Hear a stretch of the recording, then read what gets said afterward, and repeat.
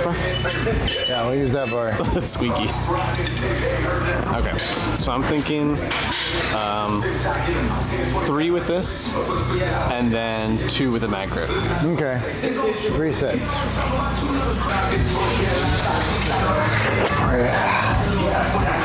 Yeah.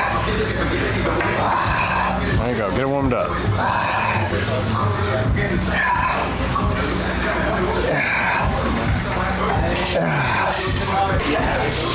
There you go. Mind-muscle connection. So in set 2, are we jump? You want to jump to 140, 160? I don't know, honestly. Big jump? Because I did 12 at 120, no problem. It didn't feel very hard. Didn't feel very difficult. Yeah, we'll try 140. 140. I need to blast it because at this point, the lats... You gotta save your fuel. That's not how the lats are not growing. That's not how lifting weights works. Yeah, save your fuel is not what bodybuilding's about.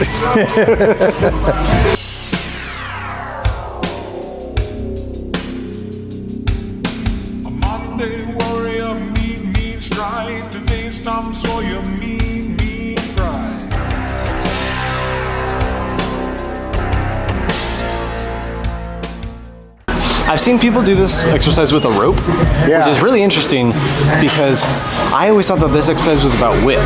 Yeah. I thought it was overall about, as wide as a grip, it's pulling you up like this. But then I've seen a lot of people do it with rope so that it's inside. Yeah, in to out. And exactly, and then they widen and it. And if you arm bar it, then you're not doing tricep or shoulder. So it's essentially allowing it to pull you forward instead of pull you out. Yeah. So it's like I can do it with a rope. Easy. I don't really know if it's better. Do you want to try it?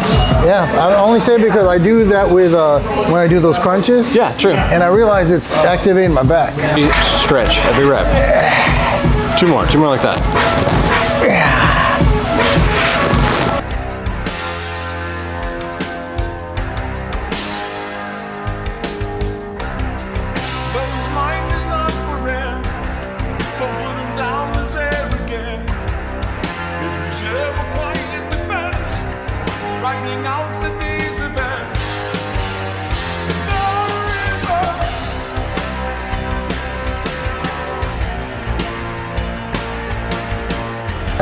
I'm feeling like cooked, but kind of thin today.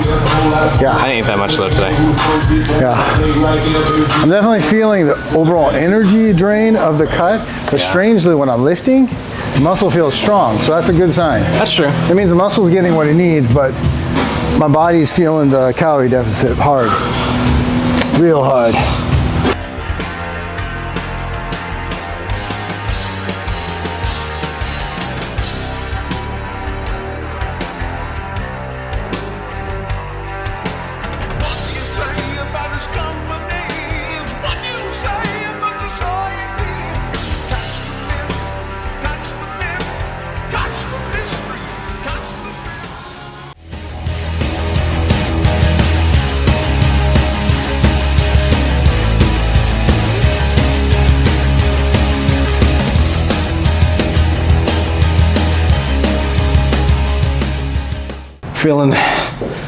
Feeling dry, feeling tired. Yeah. Yeah, exactly. See what we're working with.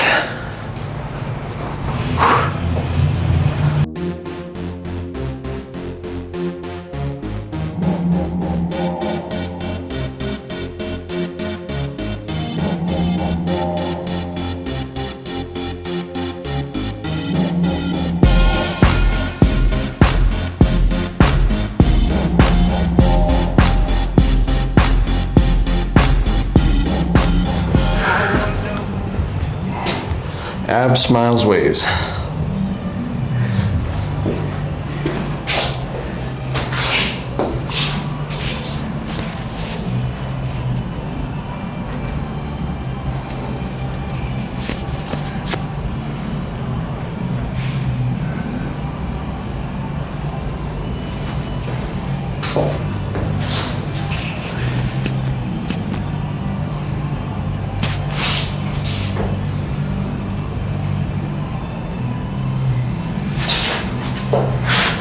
Good, great about face.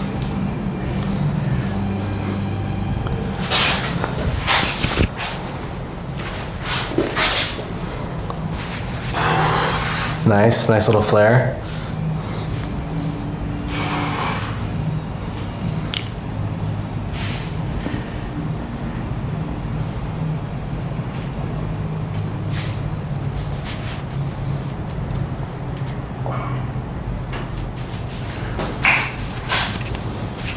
Maybe do a little nod.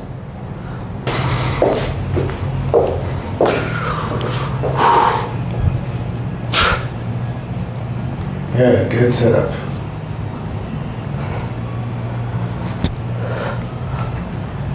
Yeah, good, solid.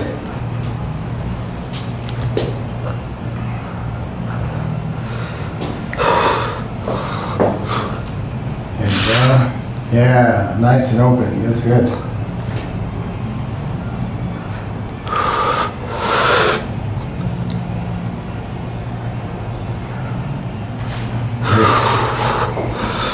Rounds return and good.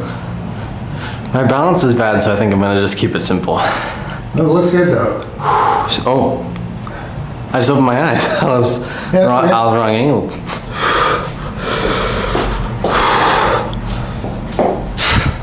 There you go, side.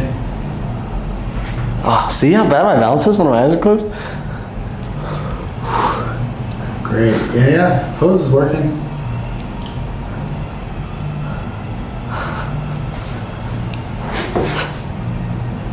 Good.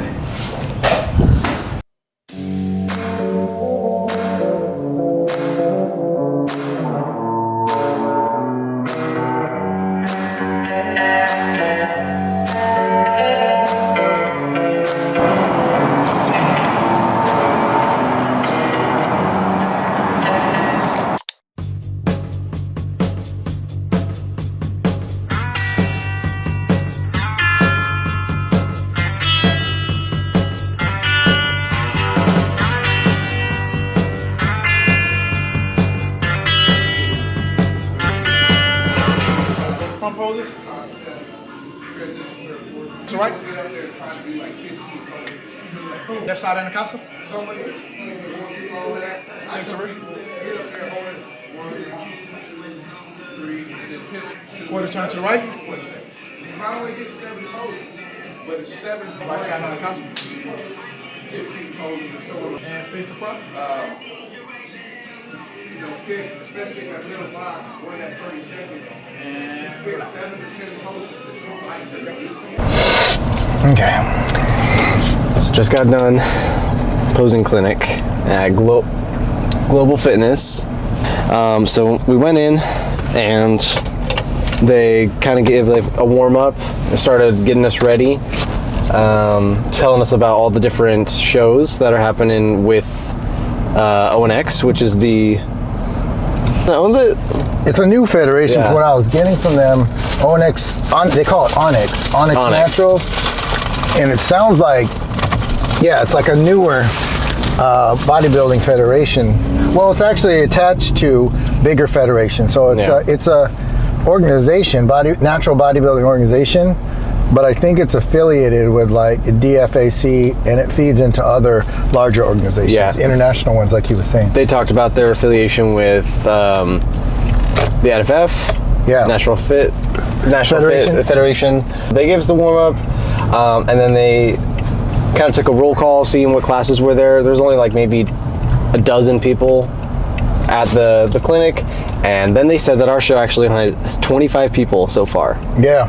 So almost half of the people showed up today for the posing clinic to get some training on posing and just kind of stuff like that, different levels of experience. There were some people for our class, or not our class, men's classic physique. Yeah. Our class is men's physique. So we were actually the only 2 present for men's physique. Yeah. And then some for bikini, some for wellness, some for There was one lady that was there for women's physique. Women's physique, that's right.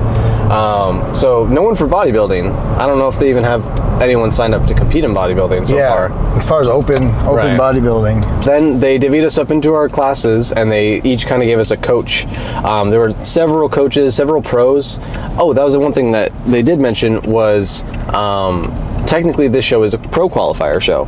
Yeah, that was interesting. Which was very interesting to learn. Yeah.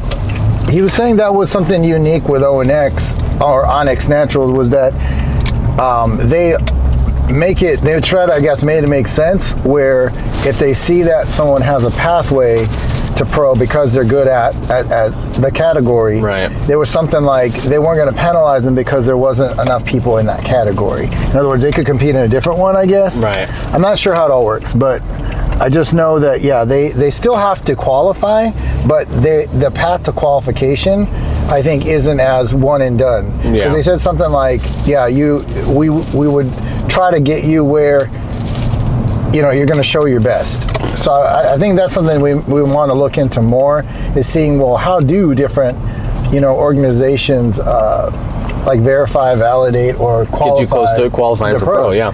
And is it the same? And then he did say, though, once you're pro, though, you can use that as a, license to an entry to go compete for money.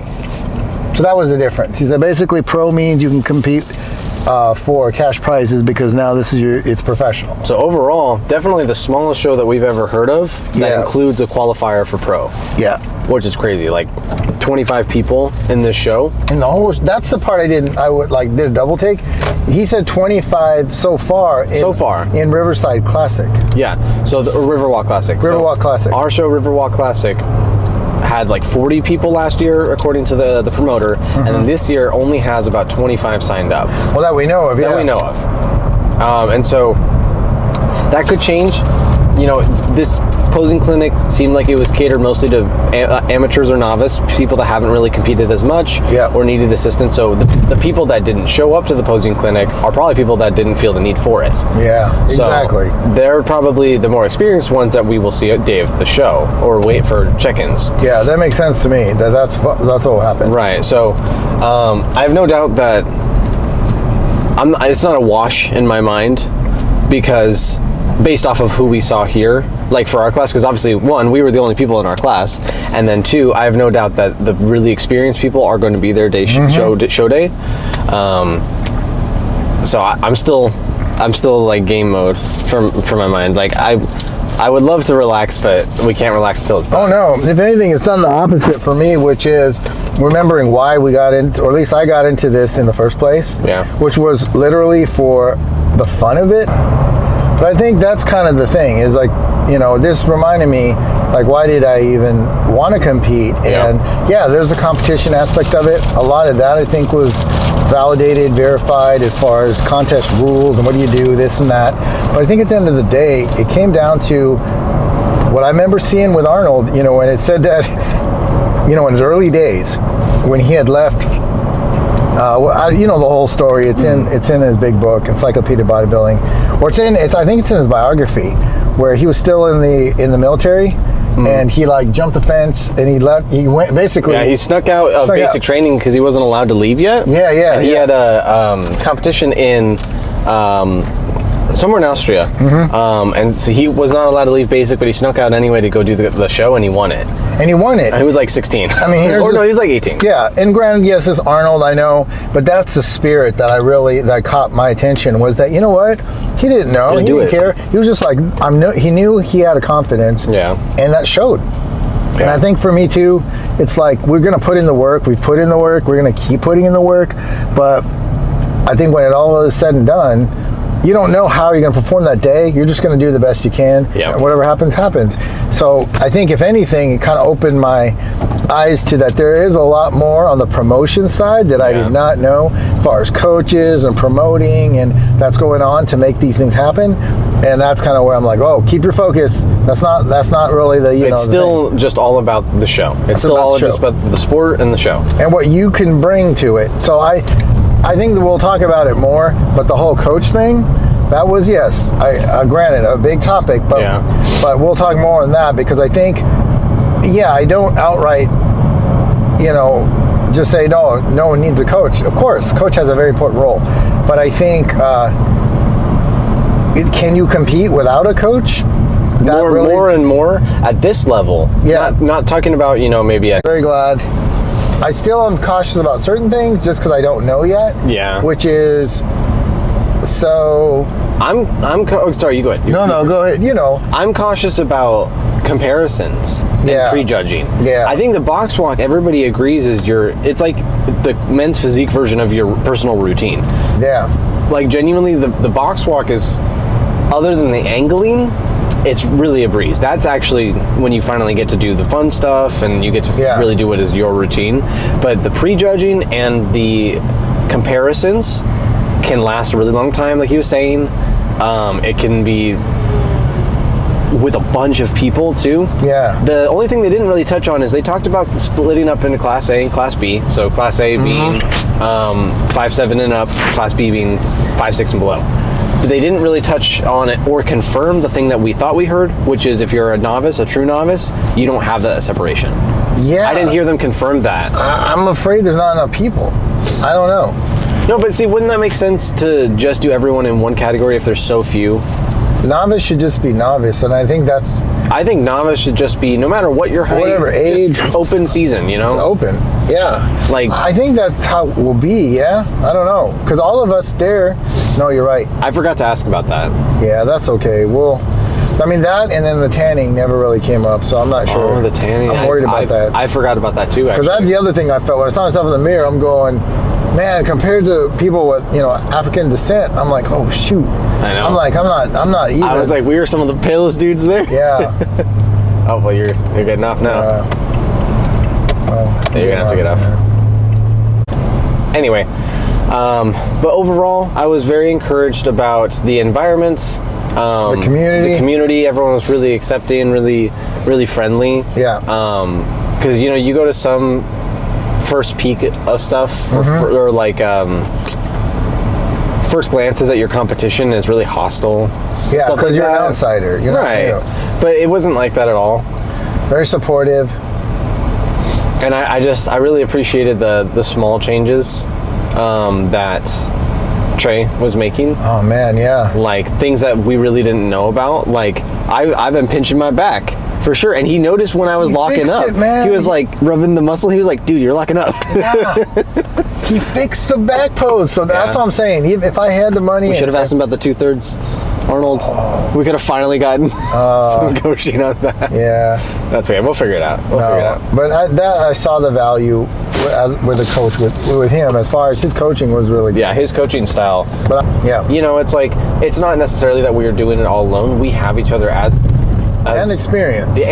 And also like you have the certification to be able to, at least on the nutritional side, be able to vouch for it through ISSA training. Yeah, I definitely, and then again, that's like the guy said, I liked how he said it. There's the three things, nutrition, your weight training, and your posing. Yeah, you can't have one without the other. Yeah, and for us, posing was going to be the newest category because we've never done this, where I think the training and the nutrition, sure, can we always improve? Yeah, but a lot of training and nutrition comes down to how well do you know your own body and how it responds to what you're trying to get it to do, build muscle, reduce fat.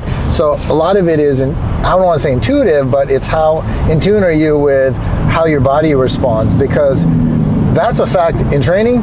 No one trains exactly the same. There's general purposes and rules, but how that human responds to the same chicken and rice diet or whatever you're doing. It's going to be entirely different. Yeah, metabolism, age. Yeah. So I did appreciate in the sense that the coach we got at least was he broke down like your greatest pose isn't going to be his greatest pose. Exactly. Your familiarity with this movement won't be the same. Yeah. I agree. That he acknowledged that there's a uniqueness to posing and that's what as a coach he would be trying to bring out is what are your individual and unique strengths. Yeah, and he does have a trained eye that he'd be able to say, yeah, this is your strongest pose. So to even come away with that, knowing that validation that we just had a gut feeling by what we know, is like, okay, so we were on the right track. So when we're like critiquing each other, and you're going, yes, and that pose is strong for you. That's your front pose. That made me feel good of knowing hearing back the same things that we've been saying.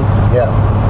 made me feel like we really aren't that far off from where we should be. It made, like, for 15 weeks out, I think this is precisely where we should be. The only thing that I do wish is that I was coming into it having built a little bit more on the bulk, because, like, having seen myself stack up to other people's leanness, I kind of feel like how lean I am right now, it should be my, like, 12-week out. I should have had 3 more weeks of bulk maybe, but I mean, you do what you can. Yeah. And just bring what you can. Exactly, that's it. And then you layer upon it again. But I think, all in all, it was super successful in the sense that it did help us get further along in what we were trying to understand about the sport of bodybuilding, natural bodybuilding, and just how this community works. But it is small, and it is you can tell that it's at least here in this city, that it almost you have to venture out sometimes in your city. Because notice the other 2 shows that were talked about, it was Austin and Houston. Yeah. You know, it's like, and no one talked about Military City, USAA. Well, partly because that's outside of this federation. That's true. So it's not NFF, it's not, That's a good point. That's OBC. It's OCB, but I think that might be a competing. No, actually, Military City, USA is an INBA, IFBA. Yeah, that's true. So a totally different organization. So I think part of the distinction that Onyx is trying to do is like, we have our own. I think Genesis, that one lady that was saying the Genesis competition, that's an Onyx. So it's only Onyx. So, but even Clutch City, I think Clutch City is Onyx. It is, amateur show. So, very, very encouraged. I feel good about it. I feel like seeing these people in a few months will be kind of like a community thing. Yeah, we made that initial connection. Yeah, it's good. So now we know what we got to do. As far as the posing now has got some focus. I will say, moving into more posing practice, I think that we've been spending the right amount of time, but not the right amount of intensity. Yeah. Because genuinely, like, I felt so gassed and tired by that session, and that was maybe 30 minutes. Yeah. Right? I think that was about 30 minutes. So, but I agree, what we need to add to our box walk kind of routine builder is add quarter turns. Yeah. Because we've been practicing box walk poses, but the quarter turns have to do with lineup judging and comparison. But he was saying that, you could have numerous successions of those. And even, they can keep calling you back to try you against new people, like chemistry tests, but for comparison. No, exactly. But again, I'm still, I don't want to say confused, but it did help clarify. I was like, and they did say it a couple times, so I think maybe they were reinforcing, and the coach that was assigned to us did reinforce that in your category, those are the poses you should be doing. Yeah. That you could sneak in another pose, but remember that's a little extra. It's risky. I think we should maybe one really good pose for flair, because that was the thing that I noticed when we there at the very end of the posing clinic. There was a mock run through basically of what it'll be like to be on stage, waiting for your groove, being called, being compared. And so during that, something that they were definitely shouting out, praising, and targeting was persona, charisma, stage presence. And so certain things like confidence, being able to maybe throw in a harder pose but do it really good. We have to practice it. Could go a long way. As your final pose. Finish it off strong. Because, like, as we heard, Classic Physique, they get to do, favorite classic pose. True. But I think it can't hurt at the very end, after we've said, like, hey, I've given you the mandated poses. I've given you what I know is expected and required for my class.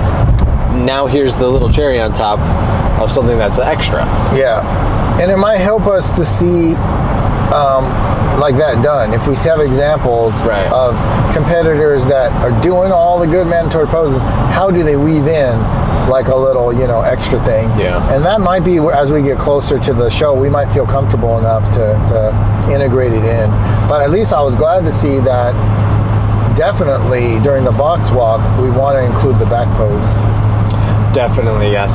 Specifically in the middle. Yeah. So, Yeah. overall, really great. I think it's well worth going. I agree. And we got free t-shirts. Yeah, that was cool.